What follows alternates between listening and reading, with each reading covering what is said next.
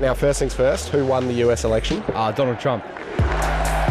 Frankly, this was, I believe, the greatest political movement of all time. I did not think it would be possible. I thought America's a pretty smart country, and I really thought they wouldn't let it happen again. The result, I am happy, more happy that Trump won than I would have been if Kamala won.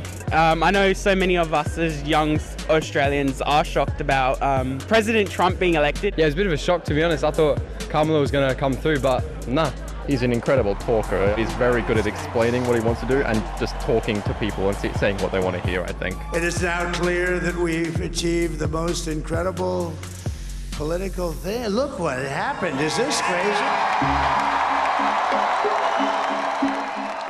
Not only did Republican candidate Donald Trump win the presidency, he also won the popular vote, something he didn't do in 2016. The majority of voters said the two major issues facing the US were the economy and immigration. And most believe Donald Trump would do more to address these. When you break it down by age group, we get a bit more of the picture. While voters aged 18 to 29 voted in favour of the Democratic Party's Kamala Harris, 52 to 46%, there was a massive movement towards Donald Trump when compared to the 2020 election. A 19% shift overall, 14% for young women, and a 29% shift for young men, with 56% of them voting for Donald Trump.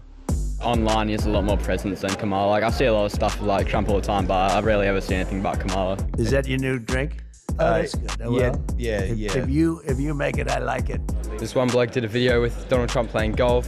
That appealed to me. I love golf. Get in there. Let's go! That's how we do it.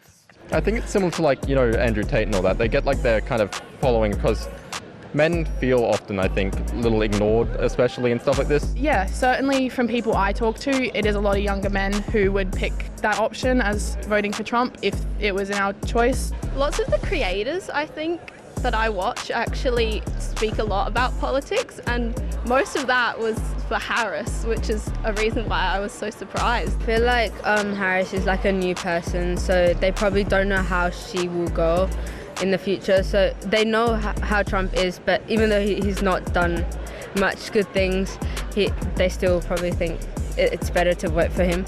Just the way that everything is advertised at the moment, like everything that feeds into you from social media and stuff like that is very I guess you could say it's like men over women, I think, because when you think about it, he won against Hillary Clinton as well. So he's just bumping out the women. There was a lot of talk about abortion and his views on women's reproductive health and their rights towards it. Also, he talked a lot about economy, and young men, I feel just think they agree with whatever the most confident person says about those sort of things. Donald Trump won't be sworn into office until next year, but experts are already making predictions about what his presidency might mean for Australia.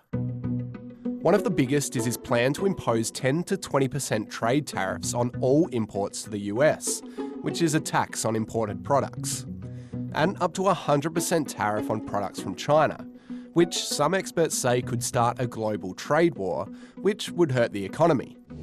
With a federal election coming up next year, it's got people talking about whether similar issues, like handling the economy, will be important to Australian voters. Do you think it's going to have any impact on Australia, these results? Definitely. A lot of, world's very connected nowadays in particular. Nothing can really go unaffecting of everyone else. I don't really think so. I think we're quite separate. We have our own minds. We won't follow suit with America, whatever they do. Yeah.